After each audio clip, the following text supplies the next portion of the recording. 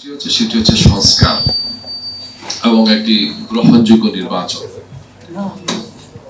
এটা এই কারণে হচ্ছে যে গত 15.5 বছর বা 17.5 বছর যেটা বলি না কেন, প্রায় 1.5 যুগ বাংলাদেশের যে রাজনীতি ছিল, সেই রাজনীতি দেশের মানুষের পছন্দের মধ্যে ছিল না। একটি ফ্যাসিজম, একটি মাফিয়াতন্ত্র, একটি স্বৈরতন্ত্র, সামগ্রিকভাবে একটি অমানবিক শাসন ব্যবস্থা বাংলাদেশের মানুষের ঘাড়ে চেপে বসেছিল। এই আলোচনা দীর্ঘ একটি আলোচনা, যেটি আমরা বক্তব্য করছি। মাফিয়া কি, মাফিয়া রাজনীতি কি, হয়তো অনেকেই জানেন যে এখানে সবাই আলহামদুলিল্লাহ খুব ইন্টেলেকচুয়াল। গত 15 বছর আমরা সেটা আসলে দেখেছি। দুনিয়াতে যে ভয়ঙ্কর মাফিয়াদের রাজত্ব তাণ্ডব, এটা শাসন ব্যবস্থার মধ্যে, সরকারের মধ্যে, রাষ্ট্রযন্ত্রের মধ্যে এবং জাতির প্রতিটি পরতে পরতে সেটিকে ঢুকানো হয়েছে। এর শিকড়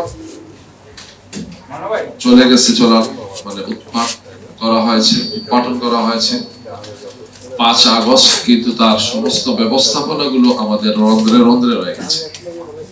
এই জন্য এটা আমাদের খুব খুশি হওয়ার কোনো কারণ নেই যে আমরা মনে হয় কেল্লাফ হতে হয়ে গেছে, কেল্লাফ হতে হয়নি। 5 আগস্ট সেই মাফিয়াতন্ত্রের, সেই স্বৈরতন্ত্রের, সেই ফ্যাসিজমের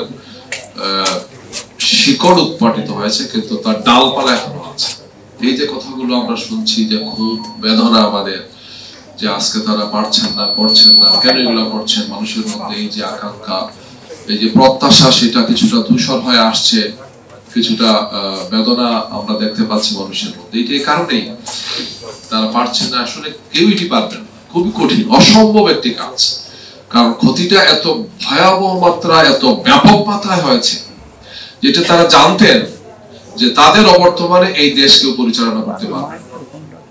সেটা প্রায় রাফ এন্ড টাফ একটি অসম্ভব মানে পরিবর্তনের পরিস্থিতি তারা নিয়ে গিয়েছে।